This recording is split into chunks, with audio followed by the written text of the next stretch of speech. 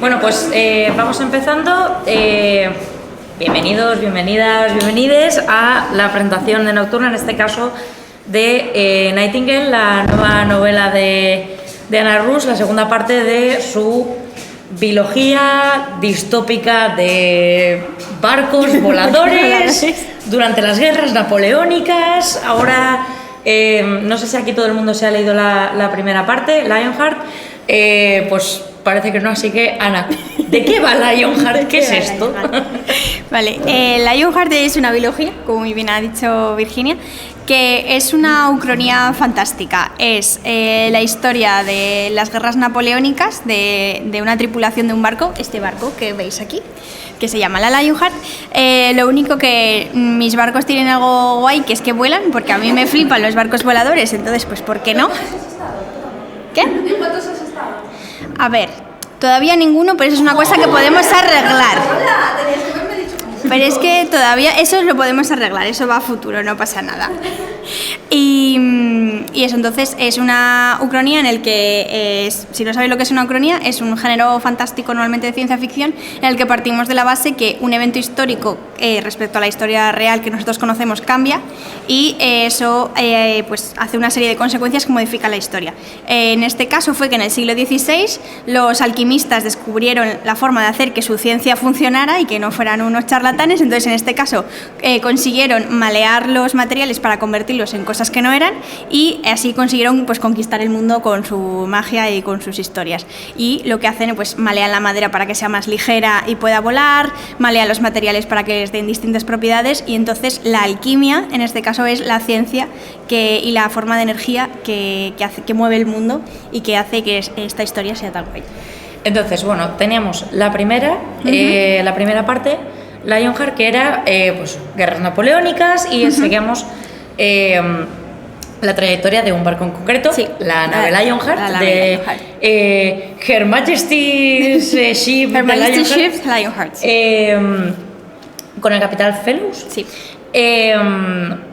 Y bueno, pues la nave pues sufre un accidente, por así decirlo, acaban en una isla donde el capitán se encuentra con su hija perdida. ¿Hija perdida? Casualidades de la vida que pasan. Y bueno, shenanigans, o sea, pasan cosas que no vamos a contar porque efectivamente aquí hay gente que todavía no se ha leído la primera parte. Entonces, ¿qué nos puedes contar de Nightingale? Vale. En la primera parte eso, naufragan y pasan cosas. En la segunda parte ya han vuelto por cosas, han vuelto a su casa, pero resulta que la serie de catastróficas desdichas de la tripulación de la Lionheart pues no acaba ahí. Entonces en este caso Ellen, que es la hija del capitán Fellows, que es la protagonista de esta biología, se entera que en una de las misiones en las que su padre y la tripulación se han embarcado pues han sido capturados por los franceses y entonces su padre y la tripulación están acusados de espionaje y de traición en una cárcel francesa y entonces nadie la ayuda a salvarles porque todo el mundo está demasiado ocupados en otros asuntos de la guerra. Entonces dice, pues para eso lo hago yo. Y entonces encuentra la manera de irse a Francia, que es mediante una sociedad de espías secretas, mujeres espías a las órdenes de la reina Carlota, de la de los Bridgerton. Para que lo sepáis, esa señora, yo la tenía en mi libro antes de que salieran los Bridgerton. Que tiene una red de espías que se llaman las Ruisseñores, de ahí el nombre de Nightingale, y con eso pues se va a Francia a hacer lo que nadie hace por ella. Y bueno, hay una cosa que a mí me llama la atención porque tú de profesión eres médico. Yo soy médico. Pero por algún motivo, a la hora de escribir, te pirra el tema de la guerra. A mí me encanta la ficción militar. De hecho, tu primera novela publicada hasta donde yo sé fue Hijas de la Guerra. Hijas de la Guerra. O sea, más bélico imposible. ¿Qué encuentras en ese tipo de ambientaciones que te motivan a la hora de escribir? Sobre todo porque la guerra es como el conflicto por antonomasia. Entonces lo que hace que las historias fluyan y avancen y los personajes tengan pues, movidas internas y externas son los conflictos. Entonces la guerra es el conflicto con mayúsculas, hace que todas las pasiones y penurias humanas y todo lo malo que puede pasar y lo bueno a la vez se exagere y pase. O sea, cuando fue la pandemia yo leí una cosa cosa que a mí me gustó mucho, que es que las grandes crisis lo que hacen es acelerar los cambios que se iban a producir, pero de forma mucho más lenta. Entonces las guerras hacen que todo evolucione muchísimo más rápido, lo bueno y lo malo. Y además, en esta época a mí me gusta mucho la era de la navegación, aparte porque me flipan los barcos, porque es una época de descubrimiento. Es lo que en esa época es como si nosotros ahora empezáramos la conquista del espacio. Porque para nosotros, ahora mismo podemos viajar por todo el mundo, coger un avión y te plantas en Kuala Lumpur, pues en un día, pero bueno, te plantas, ¿sabes? Bueno, en un tiempo razonable, pero... con un sándwich estos te puedes sobrevivir para ir. Y para nosotros lo impensable sería pues ir a Marte, ¿sabes? O a la Luna. Pues para esta gente lo impensable era pensar que tú pudieras viajar a algún sitio. Y las tripulaciones de los barcos, toda la armada, lo que hacía era dar la vuelta al mundo. Cuando lo normal es que tú te nacieras en tu pueblo, vivieras en tu pueblo, criaras patatas en tu pueblo y te murieras en tu pueblo, de repente esta gente estaba dando la vuelta al mundo. Y en cuestión de semanas, que para ellos era un plazo razonable, estabas en Inglaterra y de repente estabas pues en el Cabo de Hornos, por ejemplo. Entonces era la conquista del mar, era la aventura y eras, ser muy valiente, porque tú dices, no, yo me monto en un barco y a ver si llego a alguna parte, ¿sabes? Y entonces para mí es una motivación de personaje muy guay. Las guerras hacen que la gente sea valiente, sea cobarde, saque lo mejor y lo peor de nosotros mismos. Y además creo que es una cosa que nuestra generación y puede que la de nuestros padres somos los únicos que no tenemos esa experiencia de vivir una guerra hasta ahora. Todavía. De momento. Porque hasta entonces, el mundo está en guerra en general. Lo que pasa es que nuestro cachito de mundo no lo tenemos ahora. Pero hay muchos sitios que están en guerra y la humanidad siempre ha estado en guerra y ha sido una fuente de conflicto, pero también de avance. Los avances científicos desgraciadamente avanzan en las guerras, la cirugía, la medicina avanza en la guerra. Entonces a mí me parece un momento personal y vital de los personajes súper interesante de explorar. Bueno, el formato que has elegido para esta historia era la biología. En un mundo dominado por las trilogías o las tetralogías o lo que sea que está haciendo Martin,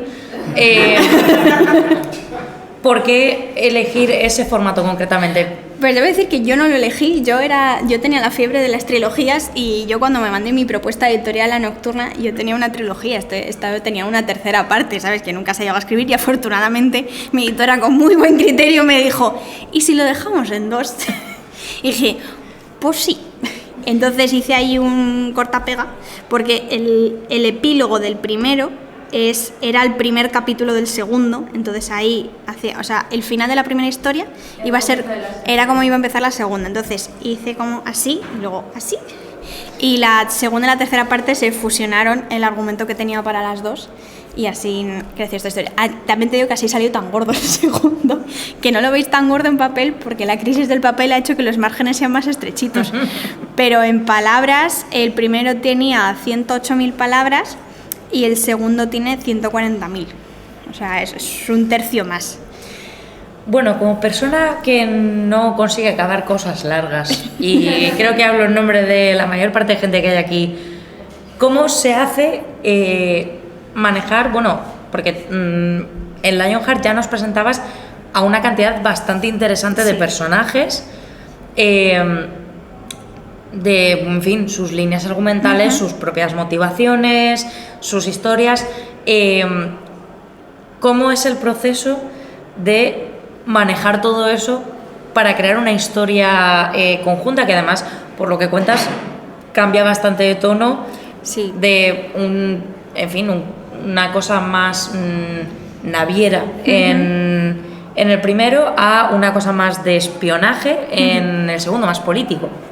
Pues, yo debo decir que soy una persona extremadamente vaga, entendedme en el sentido de que yo, si puedo hacer las cosas sencillas y una vez, no las hago dos y complicadas. Entonces, si yo el esquema mental que tengo en mi cabeza lo tengo que hacer un esquema en papel, digo, chico, ¿para qué? Es que es trabajar el doble. Yo sí que así me pierdo muchas cosas porque, claro, digo, mierda, esto no me acuerdo de cómo lo pensé. O en el hipotético caso de que tome notas, de repente, un año después encuentro ese cuaderno y digo, joder, qué buena idea tuve, si es que esto está aquí apuntado, estaría muy chulo haberlo usado. Pero yo suelo utilizar un mapa, o sea, yo soy de mapa, un poco mapa turístico, de que tú tienes los monumentos a los que quieres ir en la ciudad y luego te vas desviando a buscar cafeterías monas, pues ese es mi estilo de mapa, ¿vale? Y eso lo tengo yo en mi cabeza. Intento en todos los proyectos que hago, digo, venga, voy a ser una persona ordenada, voy a hacer un esquema, voy a hacer una escaleta. No funciona, si es que ya lo sé, no funciona, voy contra mí misma. Eso hace que de repente yo esté corrigiendo, porque yo no escribo lineal, pero sí, no escribo en orden, pero sí más o menos lineal.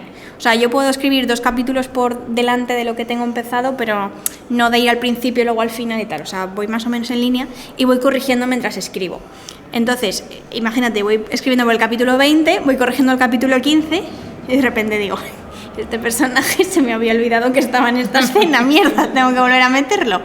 Eso pues pasa cuando no apuntas las cosas y cuando no tienes un esquema, ¿vale? Eso lo podéis aprender de mis errores, pero sí que lo tengo en mi cabeza, pero esquematizado. Entonces, también ayuda que, por ejemplo, en la tripulación son arquetipos de personajes. Al final son personajes secundarios que algunos los he trabajado más en profundidad, pero otros tienen características que a mí me parecían interesantes, pero al final son como cajones estancos de el contramaestre, el maestro de navegación, ¿sabes? Entonces, eso lo tengo muy claro, pero porque yo he leído un mogollón de novelas de barcos. Entonces, como, este personaje hace esto porque esta es su función en este barco. Que luego dices, madre mía, qué movida. Es una movida, pero en su mundo tiene sentido. Y luego eso para la primera parte, que era como la tripulación. Y luego para la segunda, aunque es un libro mucho más largo y mucho más complejo, sobre todo en el escenario, porque pasamos de una isla desierta, que es un lugar estanco, que pasa en el mismo sitio, a Francia, que es así como un poco más grande, al final los personajes son menos.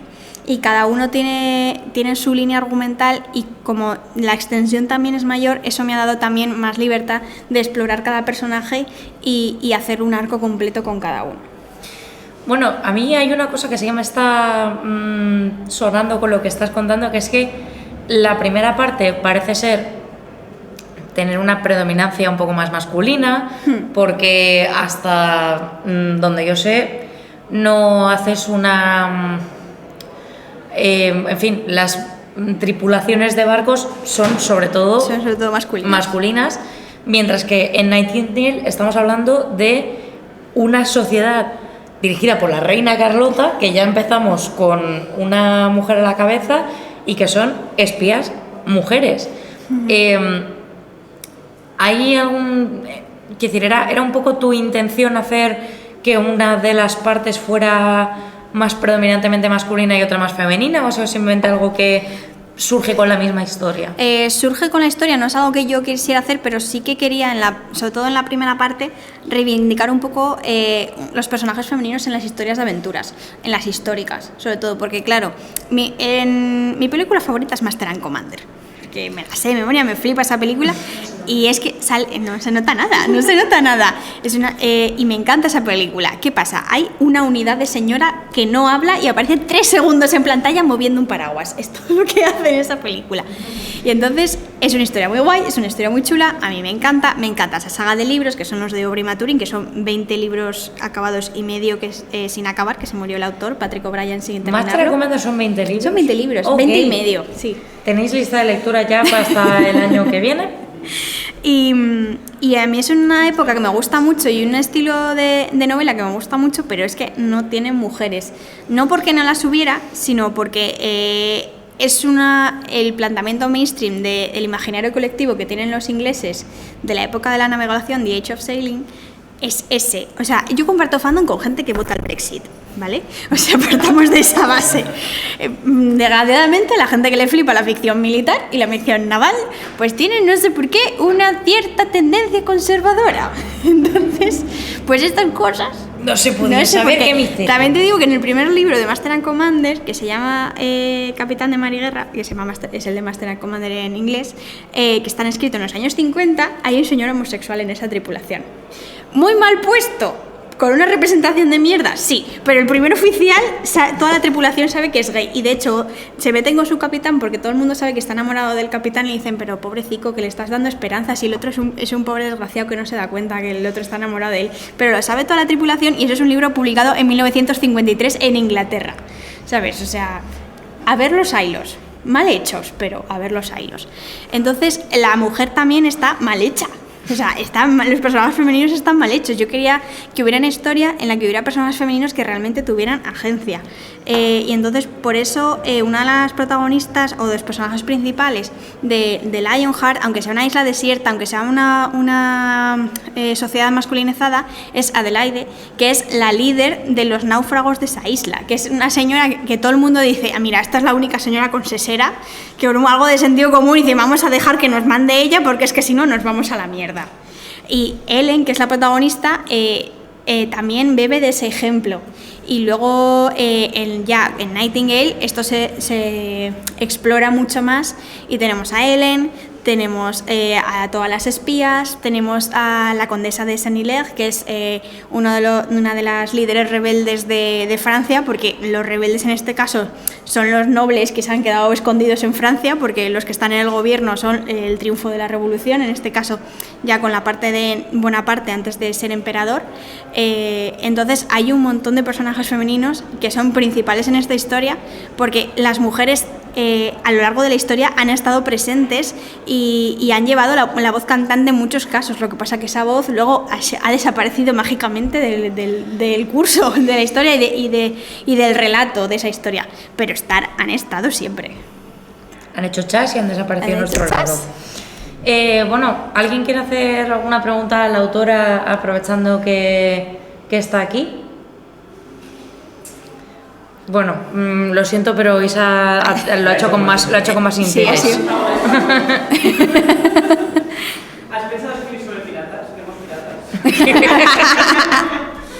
He pensado escribir sobre piratas, sí, a mí me flipan los piratas. De hecho, hay una historia que tengo pendiente de escribir, que es, he dudado siempre si hacer piratas de barcos voladores o piratas espaciales.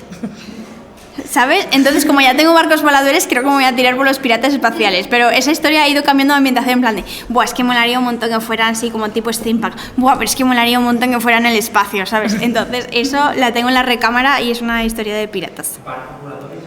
En el espacio. Claro.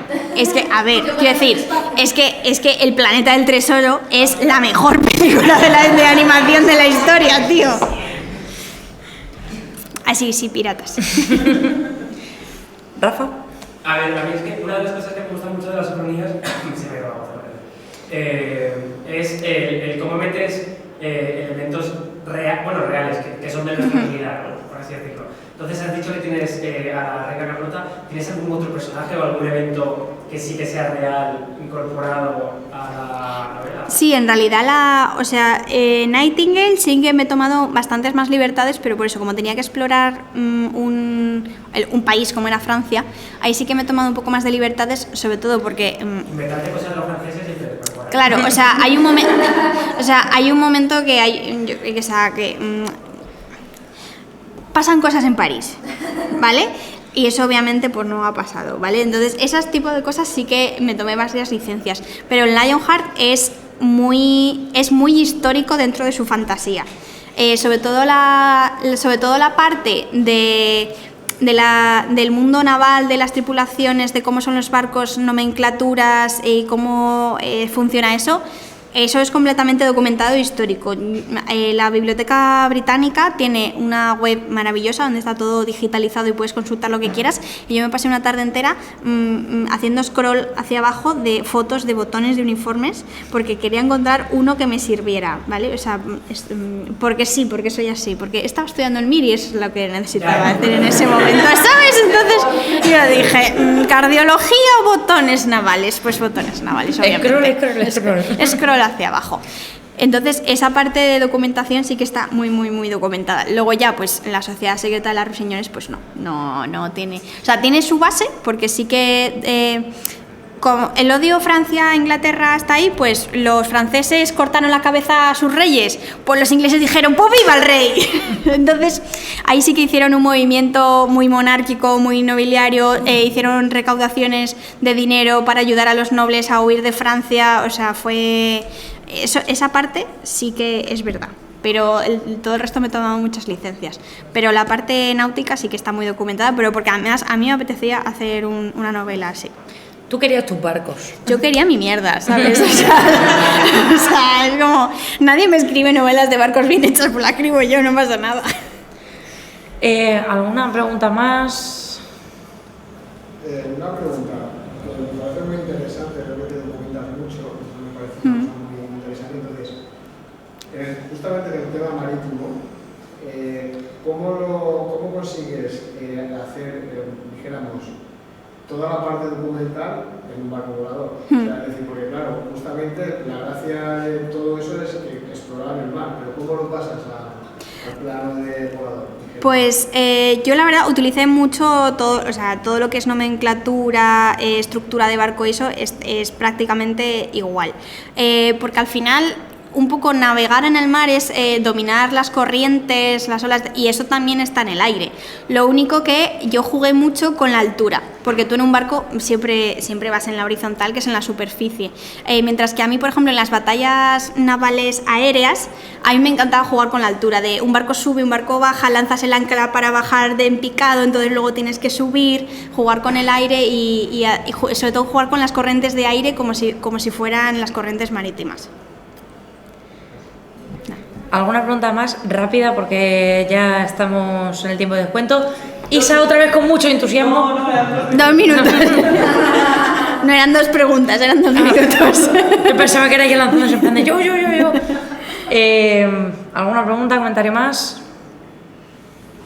Sí, ¿no? Yo tengo muchas preguntas. ¿Encontraste los botones? Encontré los botones, sí, encontré uno que me servía y además es como un punto de giro en el argumental, o sea, lo usé, de verdad, no fue una búsqueda infructuosa, de verdad que sirvió. Y tengo ya otra pregunta y creo que con eso concluimos. ¿Te has planteado, porque como sabes, Europa no fue el único sitio donde se hicieron barcos y se exploró el mar, ¿te has planteado ampliar a otros países con tradición exploradora naval fuera de Europa? Sí y no, porque yo sé mucho o por lo menos me gusta mucho documentarme, y es muy fácil documentarme de esta parte eurocéntrica, sobre todo la inglesa, porque los ingleses, o sea, hay que reconocerlo, están muy orgullosos de sí mismos y hacen muy bien su propia documentación y su propio el archivo. Pero el hacerlo de otros países es complicado porque hacerlo de una cultura que no es la tuya y de unos tiempos históricos que no son los tuyos es complicado. Sí que es cierto que en la novela intenté reflejar lo diversamente cultural que era Europa en ese momento. Porque en este momento es el punto álgido del Imperio Británico. O sea, Inglaterra dominaba más de la mitad del mundo. Entonces hay un señor, el maestro de navegación es un Sikh de la India, de Punjab. Hay gente del Magreb, hay gente africana, hay gente de las islas caribeñas, porque toda esa gente, o sea, no solo que viviera parte del Imperio Británico, es que vivía en Inglaterra, hacía su vida en Inglaterra, o sea, Inglaterra no es monolítica, Europa no es monolítica, la historia no es monolítica. Entonces, aunque no sabría si le haría la justicia que yo creo que se merece a hacer una historia sobre otra cultura como tal, centrándome en tal, sí que me gusta sacarla como parte de mis historias, reflejando eso, lo diverso que siempre hemos sido y la riqueza que eso nos da. Bueno, pues yo creo que con esto y con este mensaje tan magnífico concluimos. Muchísimas gracias, Ana Ruth, por haber venido.